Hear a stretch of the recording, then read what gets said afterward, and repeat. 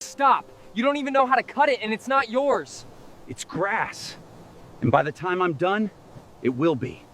When 18-year-old Elijah Morrison stepped barefoot onto the edge of his front lawn and saw the clean, straight mowing lines he had spent one entire summer learning to cut, being slowly erased by a loud commercial mower pushing across his backyard like it didn't belong to him. Before we get into what happened, comment where you're watching from. He froze, and then he locked eyes with a man across the street, standing next to a truck loaded with professional lawn equipment. A man who looked like he understood grass, understood lines, understood what it meant to take care of a yard.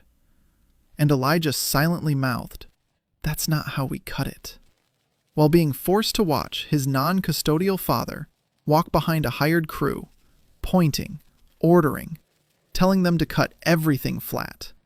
No pattern, no lines, no edges. Destroy it and make it simple. For 3 days straight, Elijah had been told to stay inside while the backyard he and his mom had cared for was being taken apart, line by line. Every time he tried to explain that the mowing pattern mattered, that the edges along the fence line were measured, that the height of the grass was set for a reason, they laughed, said it was just grass, said he didn't understand, said it would look better their way. But Elijah knew, because that summer, his uncle had taught him how to mow in straight lines, how to overlap each pass just enough, how to edge, clean corners, how to make a lawn look like it belonged to someone who cared. And now, every pass of that machine was wiping it away.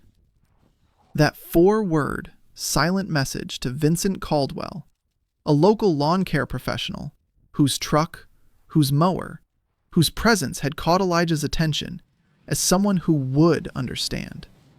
Someone who wouldn't see grass as just grass, but as work, discipline, and identity.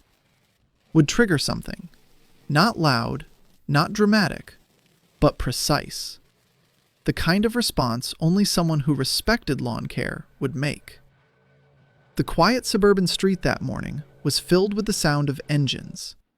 Not cars, mowers, different tones, different blades, cutting through grass like noise people were used to ignoring.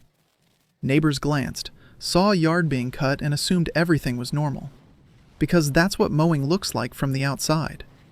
Order maintenance routine. But this wasn't routine. This was erasure. In the Morrison backyard, the lines were gone, replaced by uneven strips. Patchy height, rough turns at the edges, corners left jagged. The kind of cutting that told anyone who knew this wasn't care, this was control.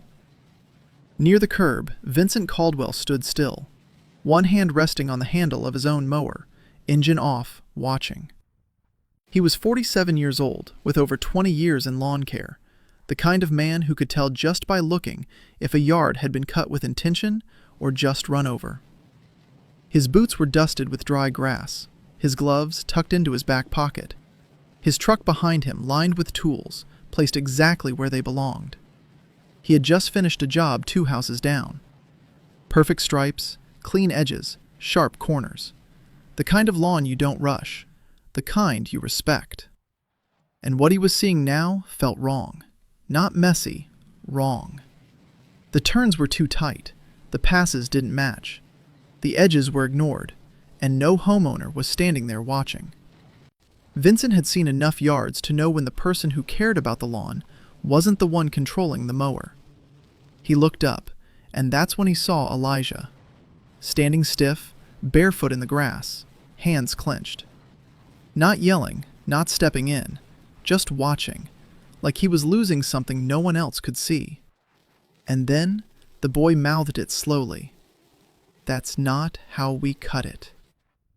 Vincent didn't move, because in that moment, he didn't just see a kid, he saw a lawn being taken away, pass by pass, and someone who understood exactly what that meant. And everything changed from there.